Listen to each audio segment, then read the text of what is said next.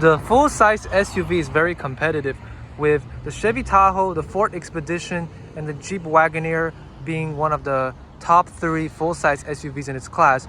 But did you know there's a foreign, well, technically a Japanese full-size SUV, but it's built in Texas, so it's considered an American body-on-frame SUV that also competes with them and has just gone through a huge overhaul a few years back in 2022 or 2023 with the all-new Sequoia. And the biggest change is that it no longer has a V8 engine, and it has a twin-turbo V6 hybrid powertrain from the Tundra using the iForce Max, making more power and gaining better MPG than the previous generation 5.7-liter V8. And it's a great powertrain. It gets like 21 in the city, 27 in the highway, using a 10-speed automatic transmission, replacing the archaic transmission the previous generation used to have, which I believe was a 6-speed automatic. But anyway, it didn't have that many gears, so, and a vehicle barely got like what, 15, 16 mpg. This gets up to 21. But the part that disappoints me the most is the cargo capacity. You see, usually in most full-size SUVs, you get a ton of space behind the third row, like the Expedition, the Tahoe, you're getting 100 cubic feet. This is 207 inches long. So remember, it's 3 inches shorter than the Expedition or Tahoe. Yeah, you get a minuscule amount of space, and you get this high load floor because this is where the battery is stored, right under the third row. And if you want to fold the seat down, you have to hit this button. I love electronic folding third rows, but this one is pretty slow. This one takes forever. You see the main issue here? Look at how much depth. This is like 2 of my hands stacked on top of each other.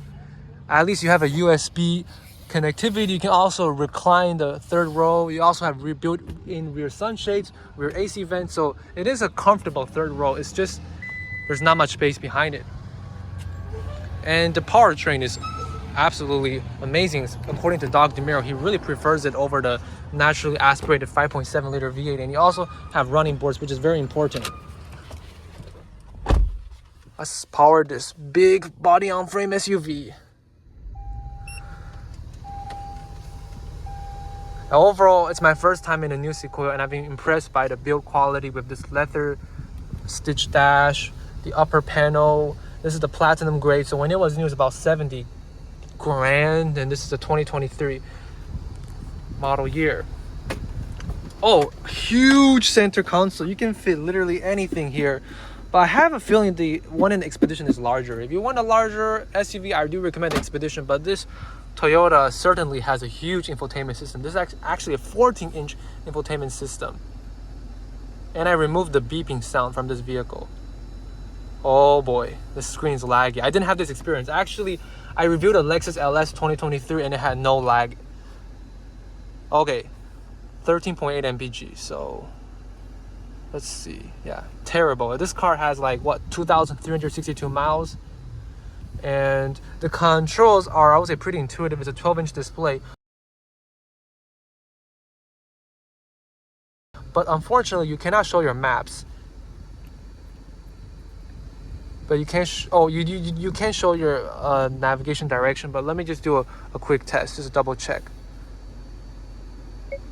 Directions to the nearest gas station.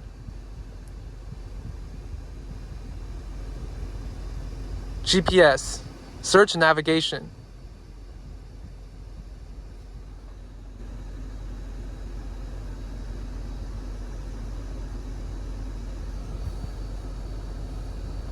Anyway, this navigation system is pretty snappy. You can also control your music, your audio. Yeah, it's overall, I would say it's a good setup. Your cruise control. Overall, it's a good infotainment system, I would say, compared to the previous generation Toyota infotainment, which like a 7-inch N2 infotainment was absolutely horrendous. Anyway, it has a digital rearview mirror, which is very useful. A dual panoramic sunroof, which I'm not going to open. And these seats, I would not say that they're most comfortable. They're very stiff. They're not very ergonomic, I have to say. Well, I do have a power cushion extension right over here, so that's pretty useful. Along with my physical controls for my heated steering wheel, your fuel gauge, your trip odometer. Overall, Toyota's done an amazing job with the overall layout. It's very neat, it's very organized, it's very functional for sure. Wireless charging pad, I would say you could use 2 wireless charging pads given how large this vehicle is. And I'm also kind of disappointed with this. This is not a really good 360 camera setup. All of its competitors offer higher resolution and better looking camera setup. Well, at least you can change the color of your Sequoia. Heard the gas motor just kicked up, so yeah, definitely quite a disappointing vehicle, I would say. And let's go check out the backup camera. Let me first put the auto hold on. Okay, let me just put it in reverse just to show you what the backup camera situation is like. So you do have multiple viewpoints. This is I would say a decent resolution camera. It's not the best in its class, I have to say. It does have a traditional sunglass holder and it is lined with film. Let's check the sun visor. Oh, what a humongous sun visor, man.